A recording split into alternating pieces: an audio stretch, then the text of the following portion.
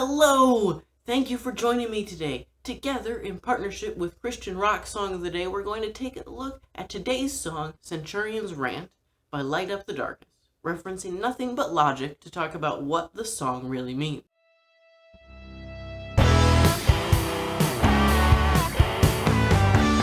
Before we get started, let me say that this is one opinion critique that I am rationalizing with logic. If you have other thoughts or opinions, please feel free to discuss those in a respectful way in the comments down below. I have been unable to find any personal writer credit for Centurion's Rant, leading me to believe that it is simply written by Light Up the Darkness and published through Mothman Records. The link in the description will take you to the song on YouTube, and there's also a link that will take you to the Christian Rock Song of the Day blog. The point of this is to look at the words and not get caught up with the music, but the musical format is still important to understanding a properly written word and overall content of the song. This song follows the form verse 1, chorus, verse 2, chorus, bridge, chorus, ending. Now, the ending is just a repeat of the last line of the chorus, giving us 4 different sections: verse 1, chorus, verse 2, and the bridge. Verse 1 starts with, "And I'm a Roman soldier just doing what I do." This starts us off by really painting the picture of the perspective this song is being sung from. I like this because it eliminates all of the guesswork on who is singing.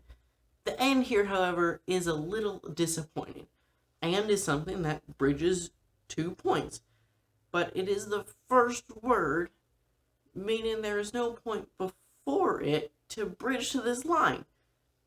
You could try to make the argument that this is meant to be coming from a different song, but this is the first song on the Light Up the Darkness EP. We then get a little more of a picture of this soldier with, "And nothing has fazed me, I don't even notice your pain." This shows us that this is a soldier with experience. Nothing phases them, and they completely overlook pain. Realistically, this is just the job of the soldier, and it doesn't get to them. They have been desensitized to the torture. The verse then shifts to statements or thoughts of the soldier. "If the king is what you call yourself, then where's your power now?" This is when there is no more denying of what the story is. This is Jesus' death. These lines show us that the soldier is not only unfazed, but also that he is indeed doubting this power. It continues with, "When you're on that cross, can it save you now?"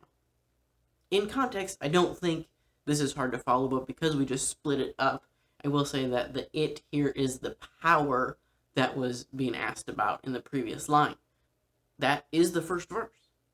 It really just paints us the picture of the centurion and what he is doing and thinking during the time of Jesus' death. The chorus almost seems to backtrack a little bit here. "And as I hammer the nails into his hands, I see the Father's in his eyes." This is clearly talking about when the soldier is nailing Jesus to the cross, but that verse had made it sound like he was already on the cross. The timing is just a little weird, but it is powerful imagery. What is tricky about these lines is the lack of explanation of what of the Father's is seen in his eyes. The first reaction to this is hands. That, however, makes no sense. The other options based on the following lines are pain or love. Maybe this is meant to be open for interpretation or is meant to change as the song progresses, but I feel like it just leaves a big question mark. Those other lines are so much pain inside, it's a love I can't describe.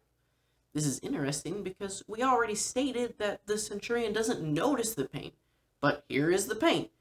I think the idea is that this pain is so much that it shakes even this hardened soldier, but why is it any more painful than any other crucifixion? It seemed to me like you wouldn't notice this pain because you've seen this exact thing so many times. Is this more painful because he is innocent? Also, the soldiers seem to deny the power, but it would seem that the love is shown from Jesus not using his power to save himself. And from our perspective, yes, it is love to sacrifice himself for us, but the centurion would not have seen it in that way. Verse 2 starts with, "Your breaths are labored. You've been on that cross so long. Finally, the time has come for you to die." This is just the description of what is happening. This is something that kills you, and that is exactly what we are being shown here.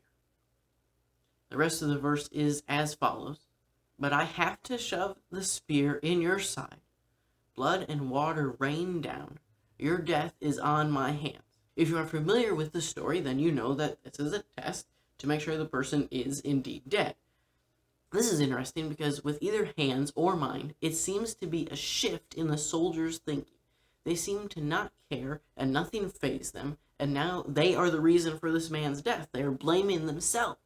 This would seem to imply that there was something different then, like we talked about in the chorus. For some reason, this one really got to the soldier and has made a major impact. Another thing I really like about it being hands here is that as we sing it, we are taking on that guilt. I believe that to be true, as I think every sin is another swing of that hammer. We get back to the chorus again, and it still feels a little out of place. Jesus died in the verse, and now we are back to hammering the nails. Again, this is the image that they seem to want to stick with, and this time it seems more reasonable for the soldier to see the pain and the love, but it's still just not fully logical with that first verse. The bridge is screamed in an attempt to add power. Whether you like that or not, it starts with 3 days has gone by. Not even death could hold him. Speaking that makes me think have should have been the proper word, but in the scream of the song you don't seem to notice it as much. What does make sense is that it is in the present tense because this is from the soldier's current perspective. We then get Jesus conquered hell sung or screamed twice. Yes, this is powerful and really seems to pull it all together and honestly could just end the song. This is an admittance that the soldier was wrong and there clearly is power. It is just required in a way that the world didn't understand. We again have an out-of-place chorus and an ending that repeats the line, "A love I can't describe." This is meant to be the point of the song, that this love is indescribable, but I think it could have been more powerful ending with Jesus conquered hell. Overall, this song is an interesting look at this story from the centurion's perspective. The logic is a little lacking, and the timeline flow is a little disappointing, but it has a message and it gets it across. What do you think? Is this a solid song, or is there some stuff that could have made it better?